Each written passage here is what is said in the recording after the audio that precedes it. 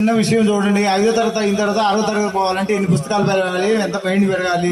అలానే మన గ్రామం పెరుగుతుంది. మన గ్రామానికి ఒక విశిష్టమైన స్థానం ఉంది. కల్లూరు అంటే ఖమ్మం జిల్లా తర్వాత కల్లూరు రెవెన్యూ డివిజన్.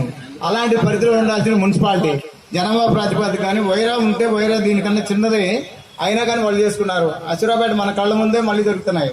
అసురాపేట అంటే దరిదాపు మారుమూలన ఎడ ఉన్నా కానీ వాళ్ళు అంత దృష్టి పెట్టి చేసుకుంటున్నారు. కానీ మనకి రాష్ట్ర స్థాయి పెద్దలందరూ మన మండలం మన చుట్టుపక్కలే ఉన్నారు. పెద్ద పెద్ద వాళ్ళందరూ వస్తుపోతుంటారు. అది అసురాపేట ఆ చివరున్నా కానీ మనకు వాళ్ళు ముందున్నారు, మనం అనుకున్నాము. కానీ ఇప్పటికైనా ఈ ప్రపోజల్ వచ్చినందుకు అందరూ సంతోషిస్తారనుకుంటున్నాను. జనాభా ప్రాతిపదిక కానీ ఆదాయం కానీ ఇంకా దానికన్నా కానీ వైరా కన్నా కానీ కల్లూరే ముందున్నాయి. రాబోయే రోజుల్లో సహజ వనరులు కానీ ఇంకేవైనా కానీ పెరిగే అవకాశం ఉంది. రెవెన్యూ డివిజన్ ఉంది. అట్లాగే ఒకప్పుడు మాజీ సమితి అంటే ఏనుకూరు టు అసురాపేట వరకు ఇక్కడే ఉండేది, సమితి డివైడ్ కాకముందు.